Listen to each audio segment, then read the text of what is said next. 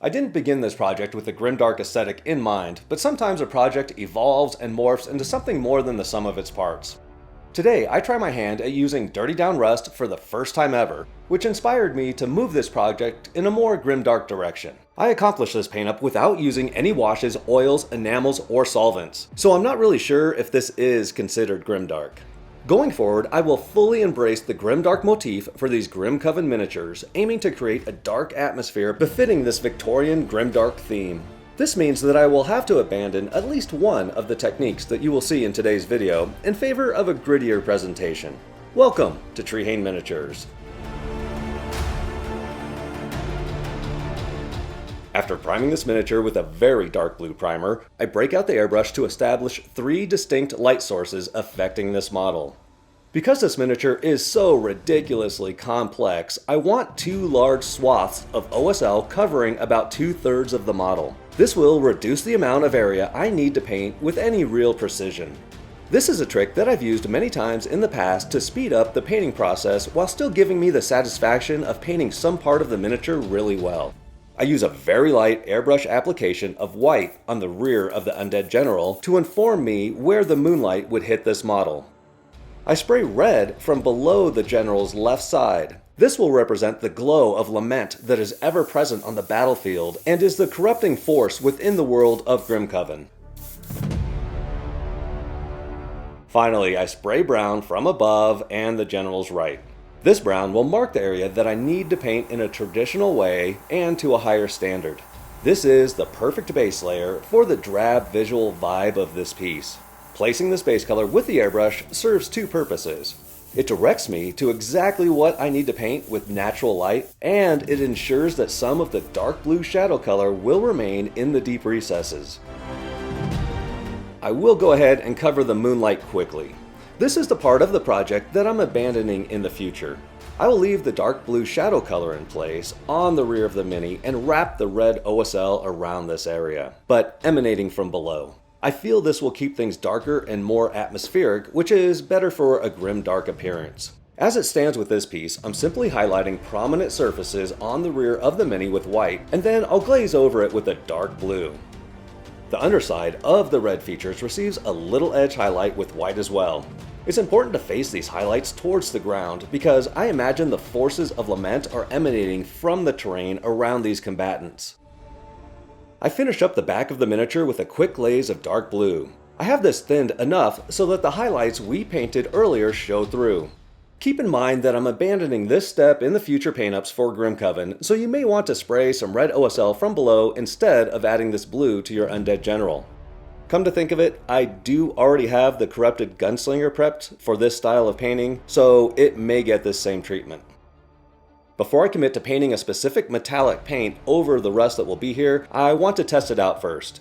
I have this old, cheap-ass Artist Loft bronze that I absolutely love. To me, this looks like an old gold color, which is exactly what I've used it for in the past. The color reminds me of fool's gold, and I wouldn't be at all surprised if pyrite flakes are what give it its shine.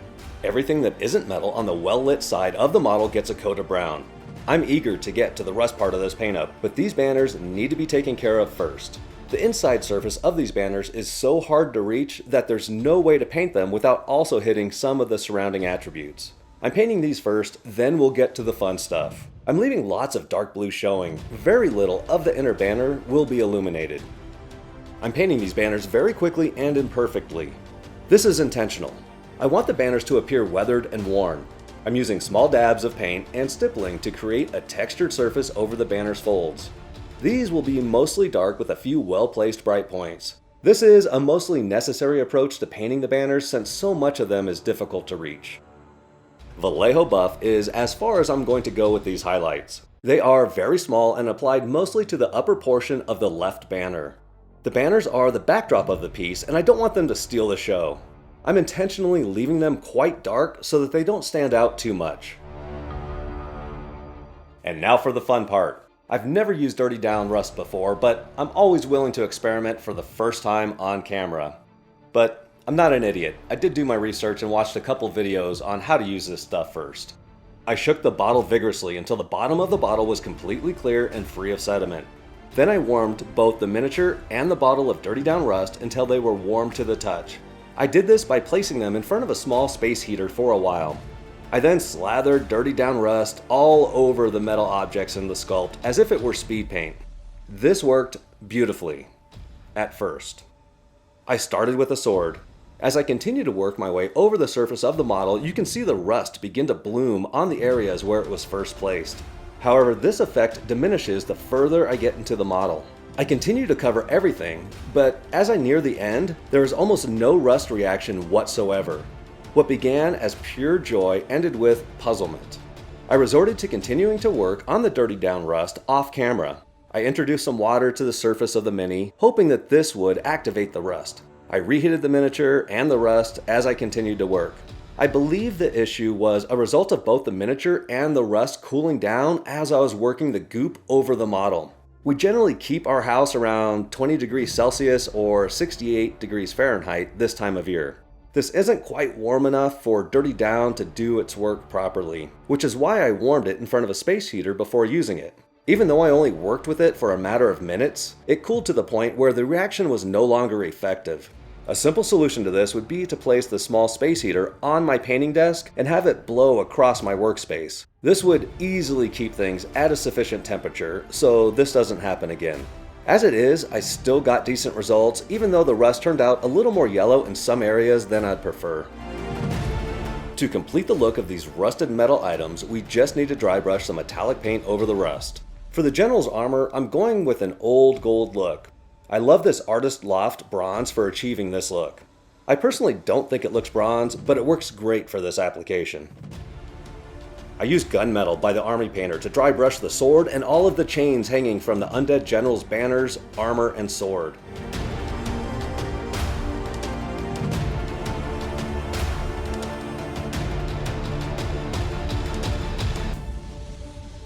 Finally, I use a little shining silver to hit the edges of the sword.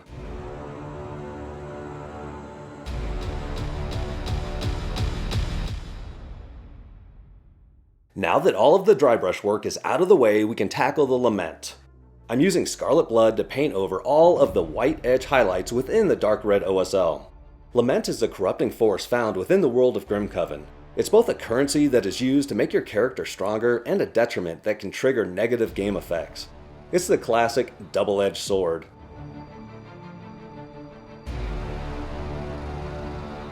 The rest of the model is painted in a fairly straightforward fashion, though I will cover a couple of specific features in detail, especially the fur garnishments.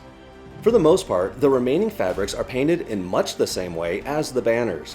I apply paint with a lot of texture and stippling so the cloth appears old and worn. This includes the cloth-wrapped spears, the small banner near the General's right shoulder, and his loincloth. I leave plenty of dark shadows visible to tie the pieces in with the rest of the atmosphere we've created. Bright highlights are very small and reserved only for the pieces that are near the General's upper torso and head. Or what used to be his head.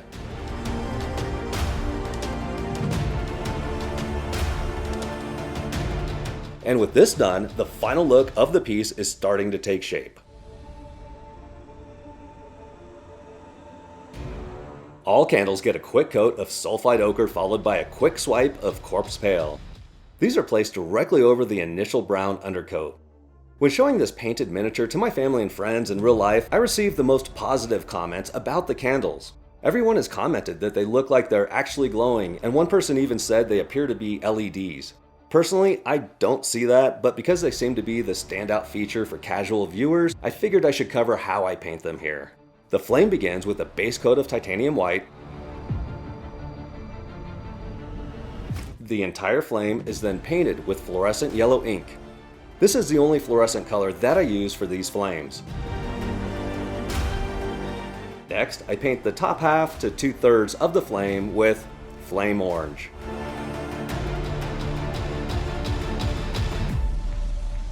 Then, I touch the tips of the flames with a little Agrax Earthshade. This provides a little smoky flavor. You can then add a little clear orange OSL to the objects around the flames if you so choose.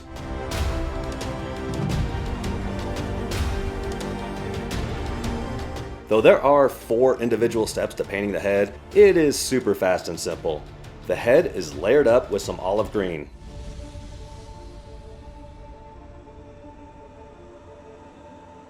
The olive green is followed by a pale olive green that just touches the raised folds in the face.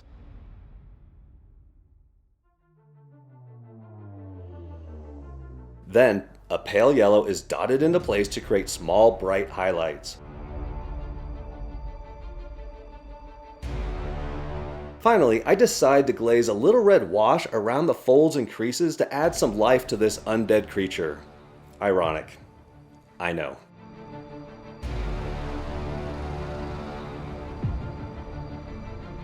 After first painting the bubbling blood oozing from the general's neck with a layer of titanium white, I create my proprietary dark blood recipe.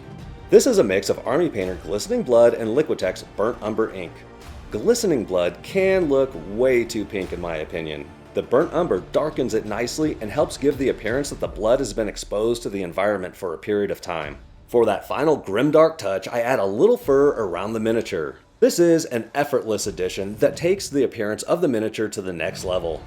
The concept art shows what looks like fur near the right hip and around the neck, so that is exactly where I'll add it. If you have a German Shepherd Husky mix, their undercoats work perfect for this application. This is also a great time to point out an additional benefit to the deck screw painting handles that I always use. I use a flattened cardboard box as my painting surface. This deck screw spins right into the cardboard surface for hands-free work. I use a toothpick to spread superglue gel under the armor plate hanging from the general's waist. I pick up the fur with some forceps that will give me more control as I attempt to place this precisely on the model. I snip the edge of the fur so it's nice and straight. Then I tuck it under the general's armor. The look of the fur can be further groomed once the glue is dry. I follow the same basic 3 steps for the fur around the neck.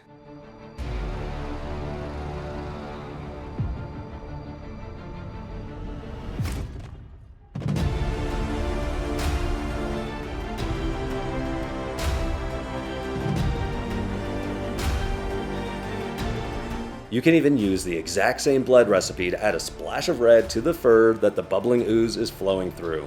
Well, this wraps up my attempt at painting the Undead General in a grimdark style. I would love to hear your opinion on this.